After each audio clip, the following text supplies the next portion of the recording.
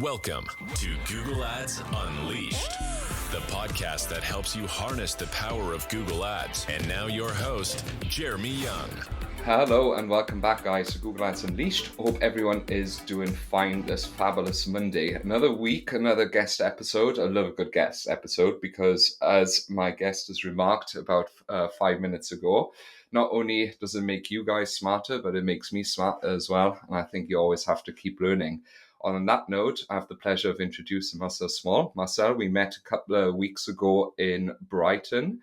You're the co-founder of Roots Network, a Dutch-based PPC, specialist PPC agency. And you caught my attention with an absolutely fabulous topic, which we're going to be talking about today, and that is incrementality, specifically in the PPC context. But I don't want to take too much away. I'll leave the word to you to tell me a little bit about yourself. How do you get into PPC? What's your story, Marcel? Yeah, thanks for the introduction, Jeremy. I started in paid search for over 12 years already. I started at the agency Dentsu iProspect. I don't know if you know them. They're based in They're very big. They must have hundreds of employees now, surely. Yeah, definitely. Yeah. Like globally, I think thousands. I worked there for 9 years, and I got so lucky that I got to learn it. I think from some of the best in the field. So that's where my passion for paid search started. I worked there for 9 years. Like I grew up until the leadership of the paid search team there. And then, 3 years ago, together with a friend who also worked there, we started Roots Network, which is an agency with a full focus on paid search. So we kind of love the difficult challenges. So large advertisers, large budget, complex challenges, and where we can make a really big difference. And we work from full execution to just strategic work for in-house teams. So that's us. Yeah. Amazing. When did you start that? That was like just over 3 years ago that we started, and we're now with a team of 7. And it's also nice. We're like mostly with like senior specialists, so it's also kind of cool to see like we're a small team, but we do make a big impact. Like we are able Massive. to run like large advertise because we also automate a lot. With a small team, we try to have as big as an impact as possible. Yeah, that's amazing. You know what? I sometimes feel a little bit like that. When you zoom out, right, you kind of sometimes forget how much power you can have, even with a small number of people. And I think that's one of the things that really keeps me going. Like even when you, I don't know, work with big advertisers or even smaller ones and make a real difference to their lives, right, with what you can do, which is insane. Yeah, I find it really interesting. Like when I started like 12 years ago, like for some advertisers, you needed a team of like, let's say 10 people to run them, like big accounts. And nowadays with like, if you get automation correctly, like you just need like one person or like half an FTE, And we've also like taken over clients where they had like a very big team there or like a lot of people working on it, but just not working in the smartest way, where we took over and then we automated as much as possible and then spent like most of the brain work on like the important projects like incrementality testing. And I think that's really cool to see like how you can, with less people, how you can make like a bigger impact basically. Less is more, quite literally. Definitely. I think that's definitely true for our field, Yeah, absolutely. And you've just dropped the I-bomb in there already, which on your website as well is, next to the things that you mentioned. I had a bit of a peek on the website, obviously Google Ads, measurement, etc., training, which you mentioned, but the big I-bomb incrementality. So I'll be honest, I have, this has been a topic that has been interesting me for a very long time. I think as a result, quite literally out of the fact that our sort of focus as marketers in what we do has so massively changed. If you sort of think about 50 years ago, right, you would Yeah.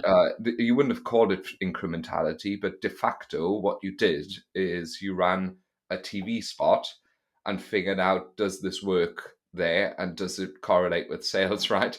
That's Yeah. what Yeah. marketing was. Then there's been this absolute hyper obsession with tracking and Yeah. Yeah. attribution. With Yeah. when do Yeah. you remember when like Hyros came out and stuff like that, and everyone was, oh my god, we're doing tracking completely wrong. And now in the last 2 years, I'd say it's almost gone full circle. We've gone back to, when we just run Google or when we just run this, does it actually affect sales or not, right? So it's Yeah. the more we automate and the manual tasks get taken away, it appears like this kind of stuff is getting more important. But Yeah. before we get into all of that, what does it actually mean, Marcel? Yeah, yeah. To get like back to what you said, because I think that's like super interesting. Like back in the day, you did like you did marketing, and then you didn't really know. Like you could find out the impact was difficult. You also had the saying like 50% of my ad spend is wasted, but I don't know which 50%. And then Mm-hmm. you had like online marketing, and then we were able to like connect like uh, conversions. We were able to measure conversions, and then we got like super confident, like okay, now we know the true impact.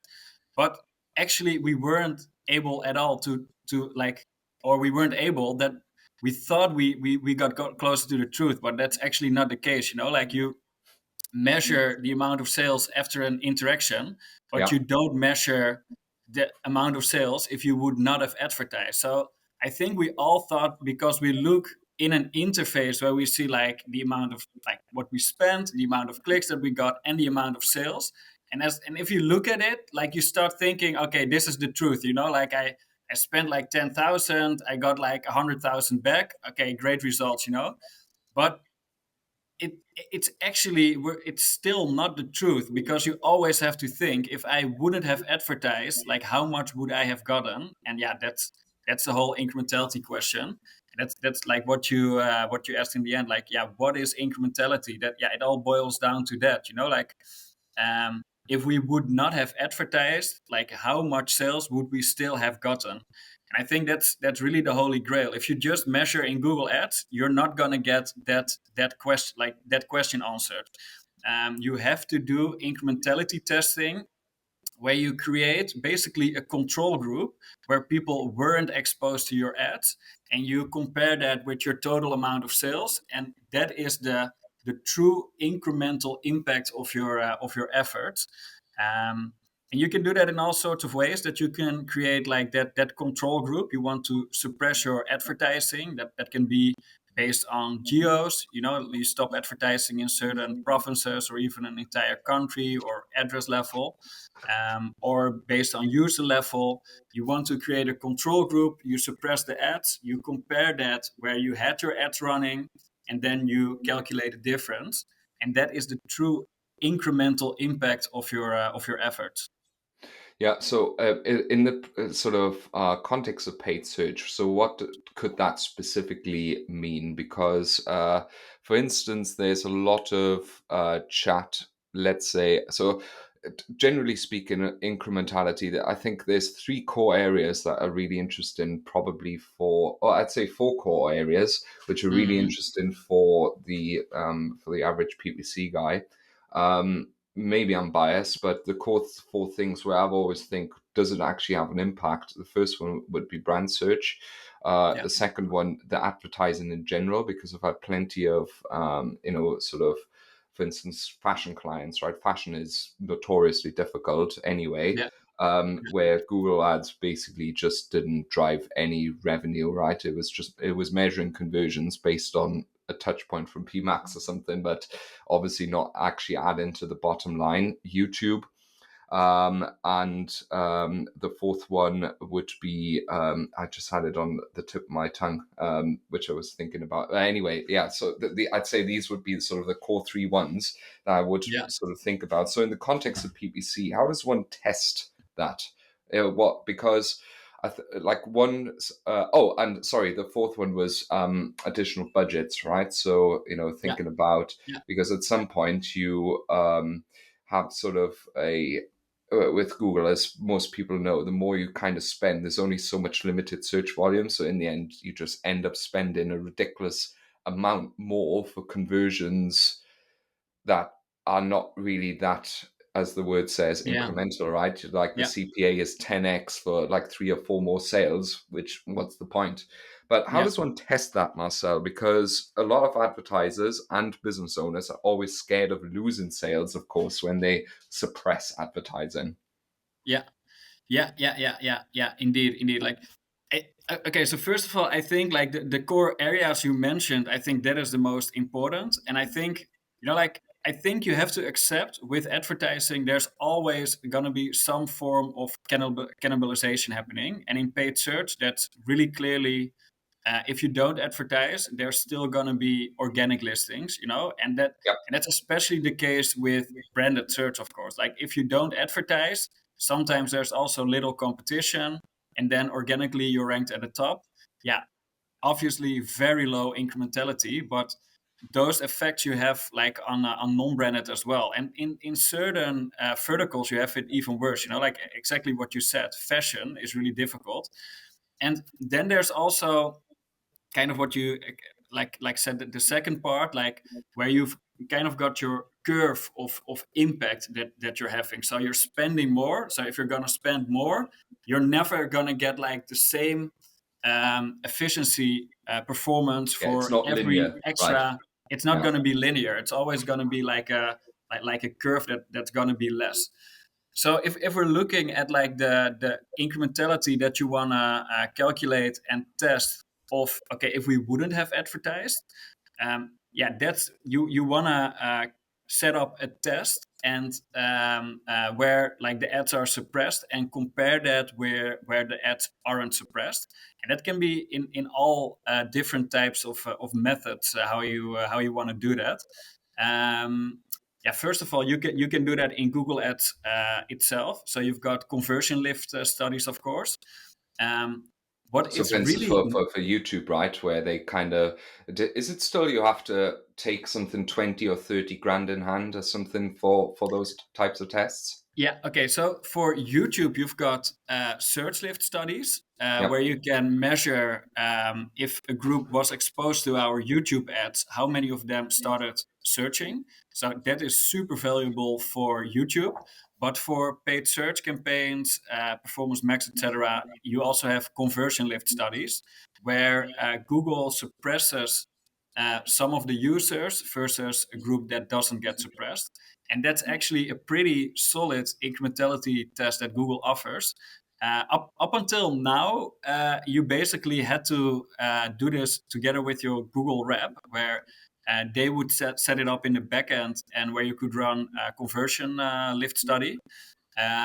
But I think what's super great like about Google Marketing Live that we had is that Google now has, yeah, they basically have a new method of doing the conversion lift studies, which allows a much lower threshold of running these types of tests. So we noticed with our clients, only like the biggest clients were eligible for conversion lift studies, and you would have to spend at least like 50 grand a month to be eligible for it. But we Mm-hmm. had clients would spend like hundreds of thousands a month who still weren't eligible for a conversion lift study.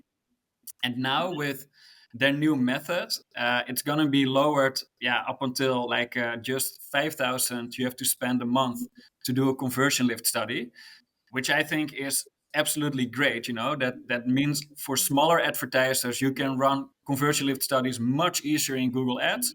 And if you're a bigger advertiser, it allows you to slice and dice your analysis like much deeper. You can do an incrementality test and see the incrementality results on campaign level, on audience level, on device level.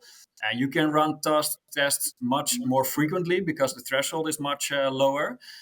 So, like one of the things that I think I like the most about Google Marketing Live was the announcement that the incrementality test threshold got lowered that much. Like it's. I think for every advertiser, you can yeah, you can just run incrementality tests, which I think, I we kind of have to see, like, I asked like some of my Google reps already, like apparently it's also going to be possible that you can set up those tests yourself in Google Ads, just like you can do now with brand lift or search lift studies for YouTube, for example.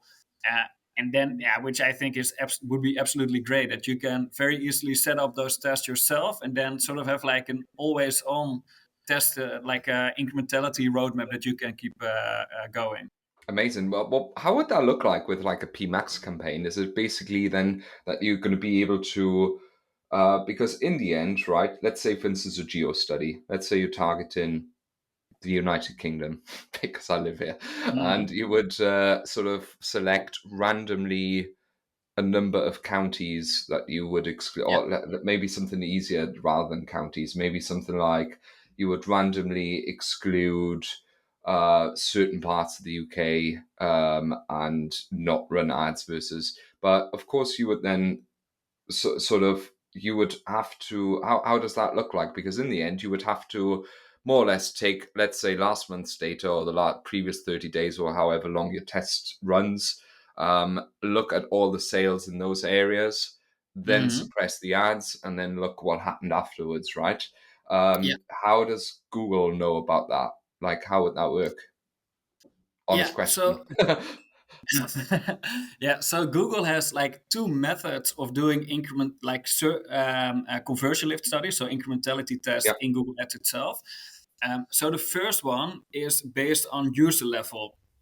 Um, that's really similar to how drafts and experiments are set up. So basically, users are split up 50-50, or like whatever like split you want, but like let's say Mhm. 50-50 into two groups randomly on user level. And then one of those groups, the ads get suppressed. One of the groups, it's business as usual, and you compare the results. The other option is that Google does it based on geo level. And then Google randomly creates two groups based on user level. So that's pretty deep levels of address groups. And then in some locations they exclude it. In others it's business as usual, and there it gets compared. And what's pretty nice about this is that like both have some advantages. So if you do it on user level, you get like much deeper insights. So you can slice and dice your data on campaign level, audience level, device level. You I can go much suppose deeper. because based on location, it's not. There could be. It could skew the data in certain ways. If it accidentally excludes London, Londoners are completely different, or people from Amsterdam are probably Yeah, completely different than someone who lives on yeah, the German border in the middle of fucking nowhere, basically. Yeah, yeah. yeah. It is like, and Google does do like some pre-analysis where they look like that the regions are really similar. And like from what I understood, the regions which they suppress are smaller than, let's say, an entire city or an entire province. It's more Hmm. like groups of postal codes, for example. But they do check if there's like internal consistency between those regions, that you don't get sort of a bias there.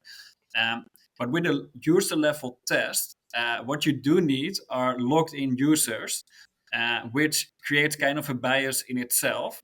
So if you want to get deeper insights on campaign level, audience level, device level, then use the user level data. But if you want to get like the most rigid results, which are the closest to the truth, then you have to use the geo test. The only thing with a geo test is that you get less deep insights. Yeah. And what's also an important difference is for the user level test, you can only do that based on the Google Ads conversion pixel. So if you've got like different offline sales data, or like let's say app conversions that you're measuring, that's not possible in that type of test. But on geo level, you can use app data, and you can use offline conversion data. So on kind of like the bigger impact, use the geo type of test of Google. For like deeper analysis, then use the user type data. And I think yeah, it's so nice that the thresholds got so much smaller, because now you can kind of like create that roadmap where you do, let's say, a geo lift study, yeah, every once a year to really have a good insight of the true impact, like the close to the truth. Mhm. But if you want to get like deeper level insights, then run multiple of those conversion lift studies based on users. That's so amazing. I think that's something which is going to just get so much more important, like I said, because you can really like prove your value or non-value as Yeah. well, right?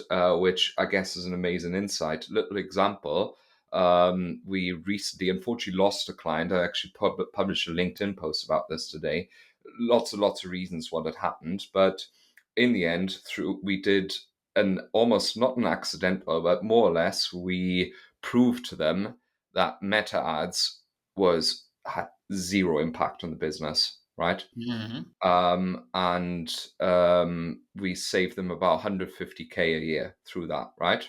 Because that's how Yeah. much they were spending. So I think making that sort of stuff just more accessible. Obviously, that was meta ads, which we don't do, but it was just completely accidental. But it just what I'm trying to say. The moral of the story is, I think you will just be able to so much more easily find out what is really adding, the dollar to the bottom of your Yeah. business line, right? Which Yeah. is great. You Yeah. showed Yeah. lots of other sort of. Oh, sorry. Yeah, Yeah, carry no, on. I think this is like what it is, like it's you're just trying to get closer to the truth. Like you're not trying to confirm any performance, or you're not trying to dismiss any channel or any person's work, for example. Like you just want to know what is the true impact. Like if it's like if you've got an incrementality rate of 20% or 50% or 100%, you're like, we don't really care. We just wanna know. Like it Yeah. has such a big impact on budget decisions. Like it's not something that you have to like take personally. Like, oh, the incrementality rate isn't Oh, yeah. high enough or something. It's just like you didn't have those It's just insights in the data. past. Yeah, and you now know, and you're gonna be smarter in the future. And yeah, and you move forward. Like it's yeah, yeah, So you shared a couple of things already, and obviously I'd seen your talk as well, which was really interesting. I'm sure people can find that online somewhere and have a look at it. But what yeah. was sort of one example of maybe you can mention the client, maybe not, maybe you can just keep it anonymous. But what was, for instance, a test that you and your team run where you proved like something insane, right? Where there was an amazing outcome, basically. So Yeah. does an example come to mind or a case study? Yeah. It's like again, we don't run these tests to like really hope like that the incrementality rate is very high. It's just knowing sometimes it's just the biggest win. Like that is the biggest win. And I think we had a really good example of that with a client that we ran a test for. Like it's a retailer which only has offline stores. So they do have a website with all of their products, but if you wanted to make a purchase, you would have to go to an offline store. Like Primark, basically, for instance. Yeah, Primark's exactly. I like don't that. know I Prima. think they're still like that. My wife would know better than me. She Yeah, shops there. I don't. yeah. Yeah. It's I think if you're from the Netherlands, it's for the store Action, which is everyone in the Netherlands knows them. But yeah, like we did advertising for them, Google Ads, and yeah, obviously we used Google store visits to Yep. measure the people going to the stores, which was like great. Like we weren't able to measure anything. We got Google store visits, great. Like we can do performance marketing. And then we had a store visit rate of, let's say, 10%. It's not the actual one, but let's say it's 10%. Like our client said, like yeah, they said, yeah, 10%, but we've got like really loyal customers going to the stores like every week. Like there's plenty of people who clicked on your They would ad. have come anyway, They basically, would is have what come they were anyway. saying, So right? you're just Yeah. measuring people who would have come anyway. Yeah. So and they had like it made so much sense what they were saying, but all of a sudden we had this really, like, if you sometimes think about like how technically advanced it is of Google to be able to measure Google store visits, it's amazing, like. And then we had this really cool option of measuring store visits, and then because of what they said, like, which made a lot of sense, like we couldn't use those insights at all. Like if we would measure like 10,000 store visits, yeah, how many would have gone anyway, like. So we had like this really advanced type of measurement and we couldn't use it. So what we did together with them, we thought of an experimental design, and what we did with them is we wanted to create a control group, basically. So how we did it was with ghost ads. That's a way of testing incrementality. But what we did for them is we created a fake website, basically just like with some products on it, but you couldn't buy on the website. You basically couldn't do anything on the website. But we started advertising to that fake website. So we started advertising on the same keywords that they normally would with that fake dummy website, on ads about that fake dummy website.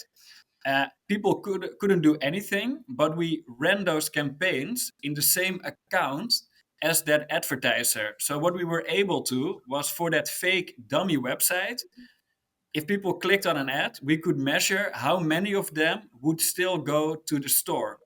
So we ran that test and we found out that if people clicked on a completely fake ad on a fake website, the store visit rate was still, let's say, 5%. It's not the actual one, but let's say we still saw a store visit rate of 5%. So we found out that a baseline of store visits that happened was 5%. With the campaigns that we ran, it was 10%. So we knew of the store visits that we measured that the incrementality is 50%. And it's not like that we were hoping for 80% incrementality or 20% incrementality, but the fact that we knew what the incrementality rate was meant that all of a sudden we could use those store visit measurement again, and we could calculate performance target, and then we could just have much better performance management again. And otherwise, like, we were kind of blind, and now we could steer towards the truth again. That is such an amazing test, because maybe just to recount, because maybe that went over someone's head if they're listening to it right now. In the end, if it had been this, let's say, were Action, I've never heard of them, but that's them. People would pop on the website and be loyal customers anyway. They'd know it's Action and then go to the store to it anyway. But if it is a completely fake website, which does a business that doesn't even exist, and they still end up going to the store with the address and generating, then clearly it must have been the ad which generated that store visit, and it couldn't have been their previous loyalty to the business. Exactly. It must have been, That's amazing. Wow, that's. How did you come up with that? Sort of just because that is some wild shit to say. It's like we really needed to know this. It was essential, and then we did some research about the different types of incrementality testing that you could do. We were thinking of maybe we can do regional tests where you say okay, we're gonna suppress advertising in this region, and then we're gonna look at the total amount of sales in that region. But the thing is their baseline of sales was so high that we couldn't really get those tests to become significant. So we didn't do those types of tests. And then we saw you can also do ghost ads tests. The only thing is, in Google Ads, you must have a website where you send the traffic to. You can't have a ghost ad of a different. Let's say you have an ad of that's something completely not related. You do have to still send it to a website. So then we thought, okay, let's just send it to a fake dummy website, and then we set up the test. And we also didn't know our store visits actually still going to be measured. So we also said to them, we're going to spend a few €1,000 on it, and we're not going to be sure if it's going to tell us everything in the end. But it did. And then we got those insights. like it costs you a bit of money. Like with every incrementality test, you're suppressing ads. So um, there's going to be opportunity costs. But Yeah. with those insights, you're closer to the truth. And then afterwards, like it's often the millions of budget you're spending is going to be more effective. Like I think it's always worth it. Like every incrementality test is worth it, I think. Yeah, I think that's one of the common barriers people would get from their boss, from their client, from them, maybe themselves, right? Internally, they don't want to do it because I might lose sales and so on. Yeah. But the bottom line is there's one thing in your P&L which doesn't show up, and that's opportunity costs, right? Or wasted budget. That's not something that people measure usually. Yeah. So yeah, which Yeah. is interesting. Maybe two more questions before we Yeah. land this plane. First of all, the good old buzzword everyone is talking about, AI. How do you think, in your head, is there how AI is going to influence all of this? Going to make it easier, more accessible? Obviously, it would. In what way do you think? Yeah, I think kind of like in two or three ways. Like first of all, AI is like packed into like all the new products that Google is launching. Yeah. So Performance Max, Search Max, AI Max. Like it's um, and in there you do see kind of that Google tries to make things less transparent, basically. So Hmm. with Performance Max, they want you to group branded and non-branded together. Like there's search, shopping, display, and video in it. Yeah, that's an absolute disaster to measure incrementality because Yeah. all of those have super different incrementality rates. So Yeah. I think in that sense, it really complicates it. I have to say, with Google Marketing Live, there were some announcements that like get more control back, which I think is great. Good. But definitely make sure, like with Performance Max, if you're using it, to take as much control as possible. Like, and it's not only for incrementality testing, but also like in general performance management. Like, always exclude your own brand name. Like branded should not be in Performance Max. Try to use like new customer acquisition to make sure that you're not like only getting sales from existing customers, for example. So try to create a really clear distinction between branded and non-branded. So in incrementality testing, it's also like one of the most important things is make like get your segments correctly. So segment branded, non-branded, and different campaign types. You shouldn't group them together because otherwise you can't Mm. really use the insights in an actionable way. So I think that's kind of the first part where AI like adds in transparency, and that makes incrementality testing more difficult. On the other hand, the reason that a threshold of of the conversion lift studies in Google have gotten this much lower has been because of technological advancements. Like they're using a different, I think, Bayesian model, which allows now to have these much lower thresholds. And I think that's also the result of AI in this. So I think at the one hand, more difficult. On the other hand, it has gotten more accessible. Hmm. So yeah, it kind of goes like to both ways, I think. Okay.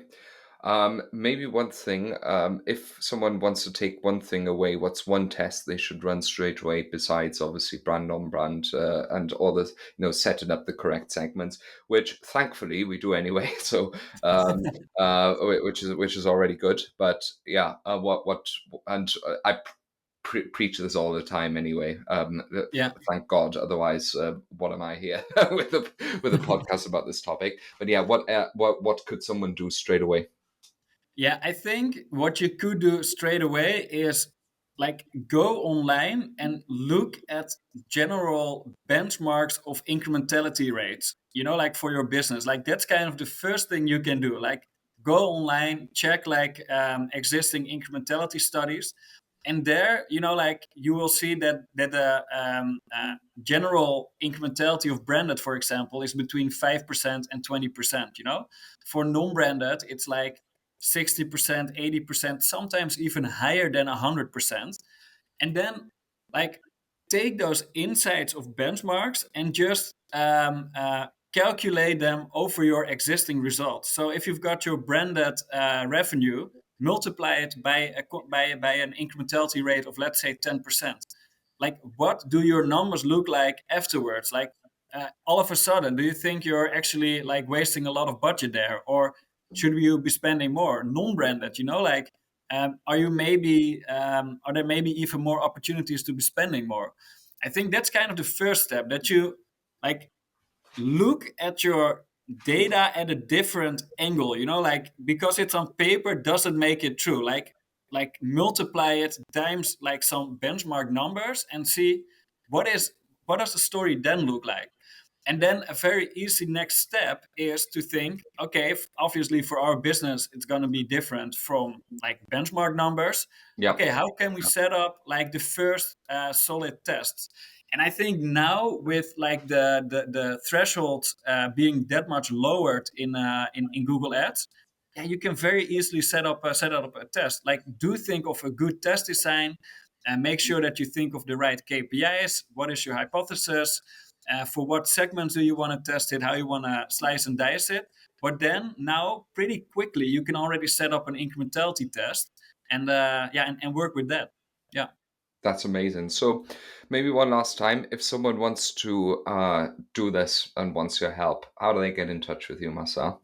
Like they can reach me on LinkedIn, Marcel Smal. If you search for me on LinkedIn, and if you message me, like I always like to brainstorm about this stuff. Like for each advertiser, it's gonna be a bit different. Like what type of test you want to do, and what the right test is, and what then the next steps are going to be. You can go to our website, rootsnetwork.com, and contact us there.